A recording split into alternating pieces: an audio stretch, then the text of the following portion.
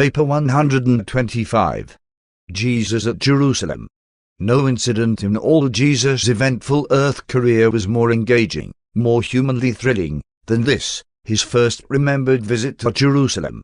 He was especially stimulated by the experience of attending the temple discussions by himself, and it long stood out in his memory as the great event of his later childhood and early youth.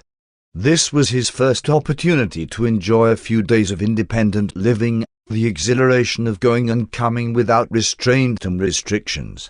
This brief period of undirected living, during the week following the Passover, was the first complete freedom from responsibility he had ever enjoyed. And it was many years subsequent to this before he again had a like period of freedom from all sense of responsibility, even for a short time. Women seldom went to the Passover feast at Jerusalem. They were not required to be present. Jesus, however, virtually refused to go unless his mother would accompany them. And when his mother decided to go, many other Nazareth women were led to make the journey, so that the Passover company contained the largest number of women, in proportion to men, ever to go up to the Passover from Nazareth. Ever and anon, on the way to Jerusalem, they chanted the 130th Psalm. From the time they left Nazareth until they reached the summit of the Mount of Olives, Jesus experienced one long stress of expectant anticipation. All through a joyful childhood he had reverently heard of Jerusalem and its temple. Now he was soon to behold them in reality. From the Mount of Olives and from the outside, on closer inspection, the temple had been all and more than Jesus had expected. But when he once entered its sacred portals, the great disillusionment began. In company with his parents, Jesus passed through the temple precincts on his way to join that group of new sons of the law who were about to be consecrated as citizens of Israel. He was a little disappointed by the general demeanor of the temple throngs, but the first great shock of the day came when his mother took leave of them on her way to the women's gallery. It had never occurred to Jesus that his mother was not to accompany him to the consecration ceremonies, and he was thoroughly indignant that she was made to suffer from such unjust discrimination. While he strongly resented this, aside from a few remarks of protest to his father, he said nothing. But he thought, and thought deeply, as his questions to the scribes and teachers a week later disclosed. He passed through the consecration rituals, but was disappointed by their perfunctory and routine natures. He missed that personal interest which characterized the ceremonies of the synagogue at Nazareth. He then returned to greet his mother and prepared to accompany his father on his first trip about the temple and its various courts, galleries, and corridors. The temple precincts could accommodate over 200,000 worshippers at one time, and while the vastness of these buildings, in comparison with any he had ever seen, greatly impressed his mind, he was more intrigued by the contemplation of the spiritual significance of the temple ceremonies and their associated worship. Though many of the temple rituals very touchingly impressed his sense of the beautiful and the symbolic, he was always disappointed by the explanation of the real meanings of these ceremonies, which his parents would offer in answer to his many searching inquiries. Jesus simply would not accept explanations of worship and religious devotion which involved belief in the wrath of God or the anger of the Almighty. In further discussion of these questions, after the conclusion of the temple visit, when his father became mildly insistent that he acknowledge acceptance of the Orthodox Jewish beliefs, Jesus turned suddenly upon his parents and, looking appealingly into the eyes of his father, said, "My father, it cannot be true. The Father in heaven cannot so regard his erring children on earth. The Heavenly Father cannot love his children less than you love me. And one well know, no matter what unwise thing one might do, you would never pour out wrath upon me nor vent anger against me. If you, my earthly father, possess such human reflections of the divine, how much more must the Heavenly Father be filled with goodness and overflowing with mercy? One refused to believe that my Father in heaven loves me less than my Father on earth." When Joseph and Mary heard these words of their firstborn son, they held their peace. and never again did they seek to change his mind about the love of God and the mercifulness of the Father in heaven. 1. Jesus views the temple. Everywhere Jesus went throughout the temple courts, he was shocked and sickened by the spirit of irreverence which he observed. He deemed the conduct of the temple throngs to be inconsistent with their presence in his Father's house. But he received the shock of his young life when his father escorted him into the court of the Gentiles with its noisy jargon, loud talking and cursing, mingled indiscriminately with the bleating of sheep and the babble of noises which betrayed the presence of the money changers and the vendors of sacrificial animals and sundry other commercial commodities. But most of all was his sense of propriety outraged by the sight of the frivolous courtesans parading about within this precinct of the temple, just such painted women as he had so recently seen when on a visit to Sepphoris. This profanation of the temple fully aroused all his youthful indignation, and he did not hesitate to express himself freely to Joseph. Jesus admired the sentiment and service of the temple, but he was shocked by the spiritual ugliness which he beheld on the faces of so many of the unthinking worshippers. They now passed down to the priest's court beneath the rock ledge in front of the temple, where the altar stood, to observe the killing of the droves of animals and the washing away of the blood from the hands of the officiating slaughter priests at the bronze fountain. The blood-stained pavement, the gory hands of the priests, and the sounds of the dying animals were more than this nature-loving lad could stand. The terrible sight sickened this boy of Nazareth. He clutched his father's arm and begged to be taken away. They walked back through the court of the Gentiles, and even the coarse laughter and profane jesting which he there heard were a relief from the sights he had just beheld. Joseph saw how his son had sickened at the sight of the temple rites and wisely led him around to view the Gate Beautiful, the artistic gate made of Corinthian bronze. But Jesus had had enough for his first visit at the temple. They returned to the upper court for Mary and walked about in the open air and away from the crowds for an hour, viewing the Asmonean palace, the stately home of Herod, and the tower of the Roman guards.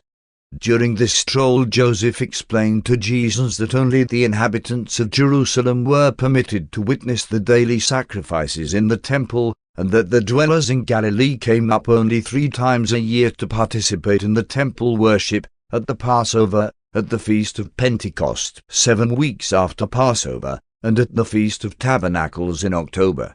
These feasts were established by Moses. They then discussed the 2 later established feasts of the Dedication and the Purim. Afterward they went to their lodgings and made ready for the celebration of the Passover. 2. Jesus and the Passover. 5 Nazareth families were guests of, or associates with, the family of Simon of Bethany in the celebration of the Passover, Simon having purchased the paschal lamb for the company. It was the slaughter of these lambs in such enormous numbers that had so affected Jesus on his temple visit. It had been the plan to eat the Passover with Mary's relatives, but Jesus persuaded his parents to accept the invitation to go to Bethany. That night they assembled for the Passover rites, eating the roasted flesh with unleavened bread and bitter herbs. Jesus, being a new son of the covenant, was asked to recount the origin of the Passover, and this he well did, but he somewhat disconcerted his parents by the inclusion of numerous remarks mildly reflecting the impressions made on his youthful but thoughtful mind by the things which he had so recently seen and heard. This was the beginning of the 7-day ceremonies of the Feast of the Passover. Even at this early date, though he said nothing about such matters to his parents, Jesus had begun to turn over in his mind the propriety of celebrating the Passover without the slaughtered lamb. He felt assured in his own mind that the Father in heaven was not pleased with this spectacle of sacrificial offerings, and as the years passed, he became increasingly determined someday to establish the celebration of a bloodless Passover. Jesus slept very little that night. His rest was greatly disturbed by revolting dreams of slaughter and suffering. His mind was distraught and his heart torn by the inconsistencies and absurdities of the theology of the whole Jewish ceremonial system. His parents likewise slept little. They were greatly disconcerted by the events of the day just ended. They were completely upset in their own hearts by the lad's, to them, strange and determined attitude. Mary became nervously agitated during the forepart of the night, but Joseph remained calm, though he was equally puzzled. Both of them feared to talk frankly with the lad about these problems, though Jesus would gladly have talked with his parents if they had dared to encourage him. The next day's services at the temple were more acceptable to Jesus and did much to relieve the unpleasant memories of the previous day. The following morning young Lazarus took Jesus in hand, and they began a systematic exploration of Jerusalem and its environs. Before the day was over, Jesus discovered the various places about the temple where teaching and question conferences were in progress, and aside from a few visits to the Holy of Holies to gaze in wonder as to what really was behind the veil of separation, he spent most of his time about the temple at these teaching conferences. Throughout the Passover week, Jesus kept his place among the new sons of the commandment, and this meant that he must seat himself outside the rail which segregated all persons who were not full citizens of Israel. Being thus made conscious of his youth, he refrained from asking the many questions which surged back and forth in his mind. At least he refrained until the Passover celebration had ended and these restrictions on the newly consecrated youths were lifted. On Wednesday of the Passover week, Jesus was permitted to go home with Lazarus to spend the night at Bethany. This evening, Lazarus, Martha, and Mary heard Jesus discuss things temporal and eternal, human and divine, and from that night on they all three loved him as if he had been their own brother. By the end of the week, Jesus saw less of Lazarus since he was not eligible for admission to even the outer circle of the temple discussions, though he attended some of the public talks delivered in the outer courts. Lazarus was the same age as Jesus, but in Jerusalem youths were seldom admitted to the consecration of sons of the law until they were a full 13 years of age. Again and again, during the Passover week, his parents would find Jesus sitting off by himself with his youthful head in his hands, profoundly thinking. They had never seen him behave like this, and not knowing how much he was confused in mind and troubled in spirit by the experience through which he was passing, they were sorely perplexed. They did not know what to do. They welcomed the passing of the days of the Passover week and longed to have their strangely acting son safely back in Nazareth. Day by day Jesus was thinking through his problems. By the end of the week he had made many adjustments. But when the time came to return to Nazareth, his youthful mind was still swarming with perplexities and beset by a host of unanswered questions and unsolved problems. Before Joseph and Mary left Jerusalem, in company with Jesus' Nazareth teacher, they made definite arrangements for Jesus to return when he reached the age of 15 to begin his long course of study and one of the best-known academics of the rabbis. Jesus accompanied his parents and teacher on their visits to the school, but they were all distressed to observe how indifferent he seemed to all they said and did. Mary was deeply pained at his reactions to the Jerusalem visit, and Joseph was profoundly perplexed at the lad's strange remarks and unusual conduct. After all, Passover week had been a great event in Jesus' life. He had enjoyed the opportunity of meeting scores of boys about his own age, fellow candidates for the consecration, and he utilized such contacts as a means of learning how people lived in Mesopotamia, Turkestan, and Parthia, as well as in the far western provinces of Rome. He was already fairly conversant with the way in which the youth of Egypt and other regions near Palestine grew up. There were thousands of young people in Jerusalem at this time, and the Nazareth lad personally met, and more or less extensively interviewed, more than 150. He was particularly interested in those who hailed from the Far Eastern and the remote Western countries. As a result of these contacts, the lad began to entertain a desire to travel about the world for the purpose of learning how the various groups of his fellow men toiled for their livelihood. 3. departure of Joseph and Mary. It had been arranged that the Nazareth party should gather in the region of the temple at mid-forenoon on the first day of the week after the Passover festival had ended. This they did and started out on the return journey to Nazareth. Jesus had gone into the temple to listen to the discussions while his parents awaited the assembly of their fellow travelers. Presently the company prepared to depart, the men going in one group and the women in another, as was their custom in journeying to and from the Jerusalem festivals. Jesus had gone up to Jerusalem in company with his mother and the women. Being now a young man of the consecration, he was supposed to journey back to Nazareth in company with his father and the men. But as the Nazareth party moved on toward Bethany, Jesus was completely absorbed in the discussion of angels in the temple, being wholly unmindful of the passing of the time for the departure of his parents. And he did not realize that he had been left behind until the noontime adjournment of the temple conferences. The Nazareth travelers did not miss Jesus, because Mary surmised he journeyed with the men, while Joseph thought he traveled with the women, since he had gone up to Jerusalem with the women, leading Mary's donkey. They did not discover his absence until they reached Jericho and prepared to tarry for the night. After making inquiry of the last of the party to reach Jericho and learning that none of them had seen their son, they spent a sleepless night, turning over in their minds what might have happened to him, recounting many of his unusual reactions to the events of Passover week, and mildly chiding each other for not seeing to it that he was in the group before they left Jerusalem. 4. First and second days in the temple. In the meantime, Jesus had remained in the temple throughout the afternoon, listening to the discussions and enjoying the more quiet and decorous atmosphere, the great crowds of Passover week having about disappeared. At the conclusion of the afternoon discussions, in none of which Jesus participated, he betook himself to Bethany, arriving just as Simon's family made ready to partake of their evening meal. The three youngsters were overjoyed to greet Jesus, and he remained in Simon's house for the night. He visited very little during the evening, spending much of the time alone in the garden meditating. Early next day Jesus was up and on his way to the temple.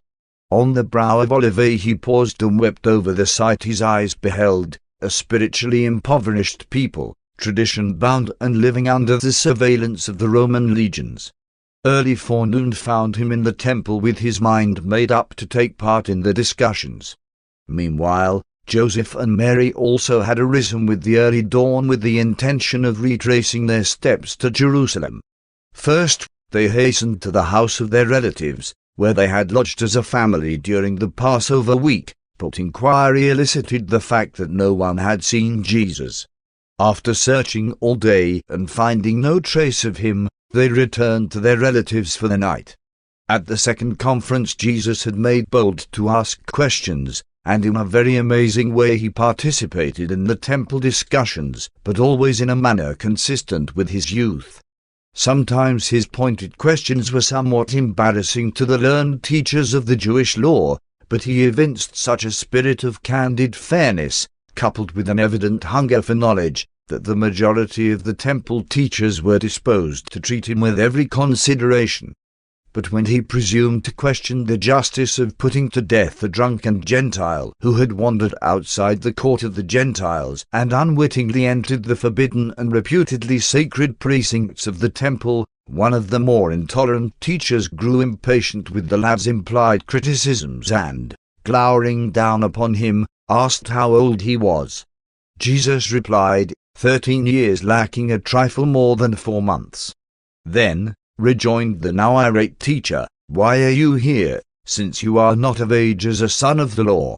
And when Jesus explained that he had received consecration during the Passover, and that he was a finished student of the Nazareth schools, the teachers with one accord derisively replied, we might have known. He is from Nazareth. But the leader insisted that Jesus was not to be blamed if the rulers of the synagogue at Nazareth had graduated him, technically, when he was 12 instead of 13. And notwithstanding that several of his detractors got up and left, it was ruled that the lad might continue undisturbed as a pupil of the temple discussions. When this, his second day in the temple, was finished, again he went to Bethany for the night. And again he went out in the garden to meditate and pray. It was apparent that his mind was concerned with the contemplation of weighty problems. 5. The third day in the temple. Jesus' third day with the scribes and teachers in the temple witnessed the gathering of many spectators who, having heard of this youth from Galilee, came to enjoy the experience of seeing a lad confuse the wise men of the law. Simon also came down from Bethany to see what the boy was up to. Throughout this day Joseph and Mary continued their anxious search for Jesus, even going several times into the temple, but never thinking to scrutinize the several discussion groups, although they once came almost within hearing distance of his fascinating voice. Before the day had ended, the entire attention of the chief discussion group of the temple had become focused upon the questions being asked by Jesus. Among his many questions were, 1. What really exists in the Holy of Holies, behind the veil? 2. Why should mothers in Israel be segregated from the male temple worshippers? 3. If God is a father who loves his children, why all this slaughter of animals to gain divine favor? Has the teaching of Moses been misunderstood? 4. Since the temple is dedicated to the worship of the Father in heaven, is it consistent to permit the presence of those who engage in secular barter and trade? 5. Is the expected Messiah to become a temporal prince to sit on the throne of David, or is he to function as the light of life in the establishment of a spiritual kingdom? And all the day through, those who listened marveled at these questions, and none was more astonished than Simon. For more than 4 hours this Nazareth youth plied these Jewish teachers with thought-provoking and heart-searching questions. He made few comments on the remarks of his elders. He conveyed his teaching by the questions he would ask. By the deft and subtle phrasing of a question he would at one and the same time challenge their teaching and suggest his own. In the manner of his asking a question there was an appealing combination of sagacity and humor which endeared him even to those who more or less resented his youthfulness. He was always eminently fair and considerate in the asking of these penetrating questions. On this eventful afternoon in the temple he exhibited the same reluctance to take unfair advantage of an opponent which characterized his entire subsequent public ministry. As a youth, and later on as a man, he seemed to be utterly free from all egoistic desire to win an argument merely to experience logical triumph over his fellows, being interested supremely in just one thing, to proclaim everlasting truth, and thus effect a fuller revelation of the eternal God. When the day was over, Simon and Jesus wended their way back to Bethany. For most of the distance both the man and the boy were silent. Again Jesus paused on the brow of Olivet, but as he viewed the city and its temple, he did not weep. He only bowed his head in silent devotion. After the evening meal at Bethany he again declined to join the merry circle, but instead went to the garden, where he lingered long into the night, vainly endeavoring to think out some definite plan of approach to the problem of his life work, and to decide how best he might labor to reveal to his spiritually blinded countrymen a more beautiful concept of the Heavenly Father, and so set them free from their terrible bondage to law, ritual, ceremonial, and musty tradition. But the clear light did not come to the truth-seeking lad. 6. The fourth day in the temple Jesus was strangely unmindful of his earthly parents. Even at breakfast, when Lazarus's mother remarked that his parents must be about home by that time, Jesus did not seem to comprehend that they would be somewhat worried about his having lingered behind. Again he journeyed to the temple, but he did not pause to meditate at the brow of Olivet. In the course of the morning's discussions much time was devoted to the law and the prophets, and the teachers were astonished that Jesus was so familiar with the Scriptures, in Hebrew as well as Greek. But they were amazed not so much by his knowledge of truth as by his youth. At the afternoon conference they had hardly begun to answer his question relating to the purpose of prayer, when the leader invited the lad to come forward and, sitting beside him, bade him state his own views regarding prayer and worship. The evening before, Jesus' parents had heard about this strange youth who so deftly sparred with the expounders of the law, but it had not occurred to them that this lad was their son. They had about decided to journey out to the home of Zacharias, as they thought Jesus might have gone thither to see Elizabeth and John. Thinking Zacharias might perhaps be at the temple, they stopped there on their way to the city of Judah. As they strolled through the courts of the temple, imagine their surprise and amazement when they recognized the voice of the missing lad and beheld him seated among the temple teachers. Joseph was speechless, but Mary gave vent to her long pent-up fear and anxiety when, rushing up to the lad, now standing to greet his astonished parents, she said, "My child, why have you treated us like this? It is now more than 3 days that your father and one have searched for you sorrowing. Whatever possessed you to desert us?" It was a tense moment. All eyes were turned on Jesus to hear what he would say. His father looked reprovingly at him but said nothing. It should be remembered that Jesus was supposed to be a young man. He had finished the regular schooling of a child, had been recognized as a son of the law, and had received consecration as a citizen of Israel. And yet his mother more than mildly upbraided him before all the people assembled, right in the midst of the most serious and sublime effort of his young life, thus bringing to an inglorious termination one of the greatest opportunities ever to be granted him to function as a teacher of truth, a preacher of righteousness, a revealer of the loving character of his Father in heaven. But the lad was equal to the occasion.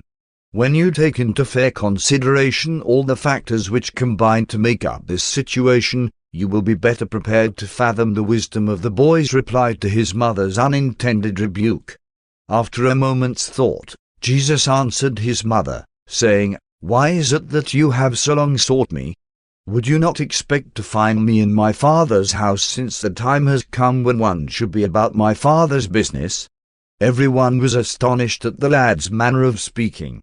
Silently they all withdrew and left him standing alone with his parents. Presently the young man relieved the embarrassment of all three when he quietly said, "Come, my parents, none has done aught but that which he thought best. Our Father in heaven has ordained these things. Let us depart for home." In silence they started out, arriving at Jericho for the night.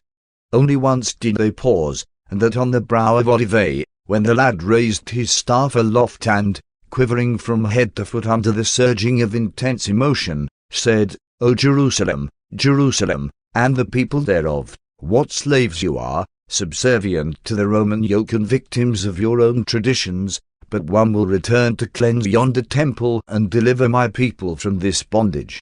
On the 3 days' journey to Nazareth Jesus said little, neither did his parents say much in his presence.